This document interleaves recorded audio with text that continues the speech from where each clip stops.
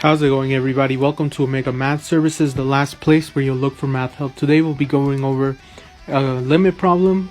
So without any further ado, let's begin, and we're going to see that it's not as bad as it seems.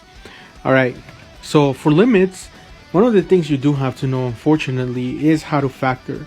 So, for example, let's look at this limit right here, right?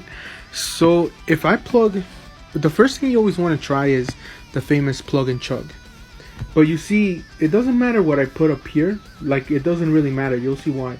Because in the bottom we get 3 minus 3, which means our limit is undefined. And, well, sometimes that is the answer.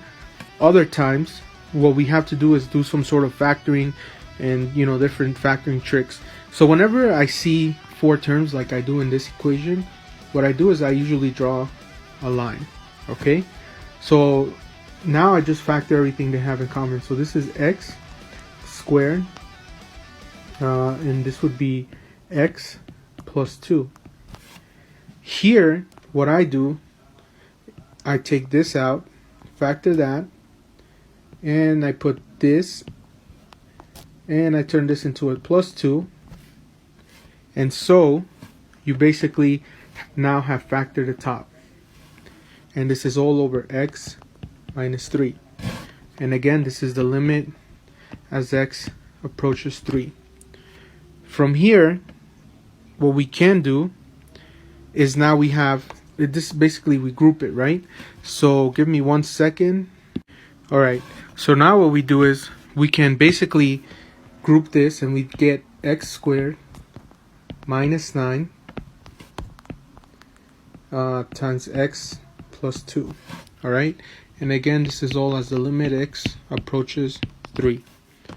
And all of this is over x minus 3.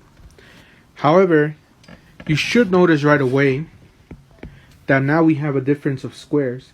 So this whole entire x squared minus 9 factors into x plus 3, x minus 3 times x plus 2.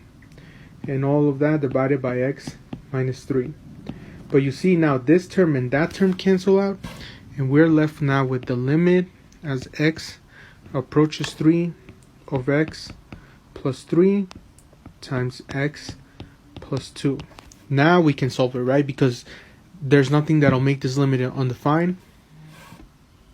Since there's nothing that'll make this limit undefined, it just becomes a plug and chug, which again is my favorite. So we could just go x3, and so 3 plus 3 and 3 plus 2. This now simplifies to the limit as x approaches 3 of 6 times 5, and so our answer is 30. So there you go. The answer is 30. This involves, again, this is a limit where you do have to know your factoring rules, and if you don't, you're going to struggle with it. But that's why I'm here to help. So with that being said, I'll see you guys in the next video. Till next time.